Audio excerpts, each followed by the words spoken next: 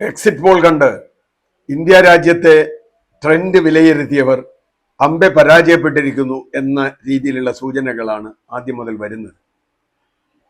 പക്ഷേ കേരളത്തിൽ അഖിലേന്ത്യാ തലത്തിൽ നടത്തിയ എക്സിറ്റ് പോളുകൾ ഏതാണ്ട് ശരിയായി വരുന്ന രൂപത്തിൽ തന്നെയാണ് കാര്യങ്ങൾ കാണുന്നത്.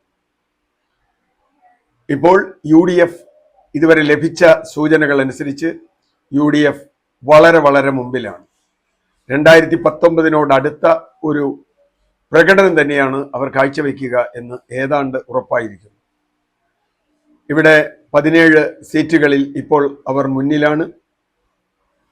17 അത് 16 ആവാം, എങ്കിലും 16 സീറ്റിൽ അവർ ഉറപ്പിച്ചു കഴിഞ്ഞു. തിരുവനന്തപുരവും ആറ്റിങ്ങലും ഇപ്പോഴും ആടിക്കൊണ്ടിരിക്കുന്നു. അങ്ങനെ നോക്കിയാൽ ഒരു നഷ്ടം അവർക്ക് കാര്യമായി ഉണ്ടായി എന്ന് പറയാൻ പറ്റില്ല.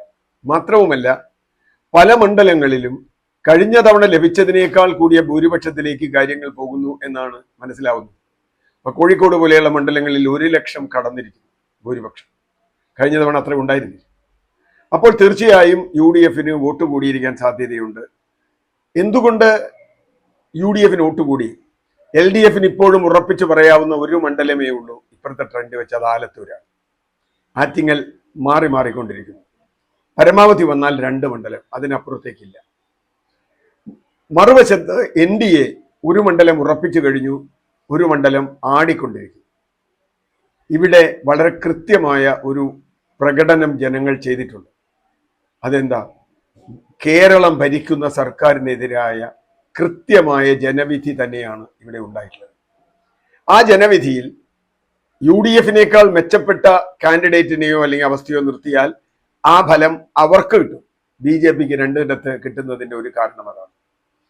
ബാക്കി K രാധാകൃഷ്ണന്റെ ആലത്തൂർ ഒഴിച്ചാൽ അതും രാഷ്ട്രീയമായി പരാജയമാണ്. കാരണം 2 ലക്ഷം വോട്ടിന്റെ ഭൂരിപക്ഷം അസംബ്ലി തെരഞ്ഞെടുപ്പിൽ ഉണ്ടായിരുന്ന ഒന്നാണ്. 7 അസംബ്ലി മണ്ഡലങ്ങളും വലിയ ഭൂരിപക്ഷത്തിൽ ജയിച്ചിടത്താണ് രാധാകൃഷ്ണൻ ഇപ്പോഴും നമുക്ക് ഒടുവിൽ റിപ്പോർട്ട് കിട്ടുമ്പോൾ 15,000-അടുത്തൊക്കെ ഭൂരിപക്ഷത്തിൽ നിൽക്കുന്നു.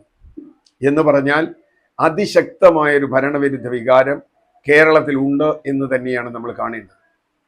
ഞാൻ നേരത്തെ സൂചിപ്പിച്ചതുപോലെ വലിയ ഭൂരിപക്ഷം പല മണ്ഡലങ്ങളിലും UDF സ്ഥാനാർത്ഥികൾക്ക് കിട്ടുന്നു. എന്നെ അതിൽ ഏറ്റവും അത്ഭുതപ്പെടുത്തിയ ഒരു ഭൂരിപക്ഷം കോഴിക്കോടെയാണ്. കോഴിക്കോട് 1 ലക്ഷം കടന്നിരിക്കുന്നു. വയനാട്ടിൽ നമ്മൾ പ്രതീക്ഷിച്ചതാണ്, മലപ്പുറത്ത് പ്രതീക്ഷിച്ചതാണ്, കൊല്ലത്ത് പ്രതീക്ഷിച്ചതാണ്.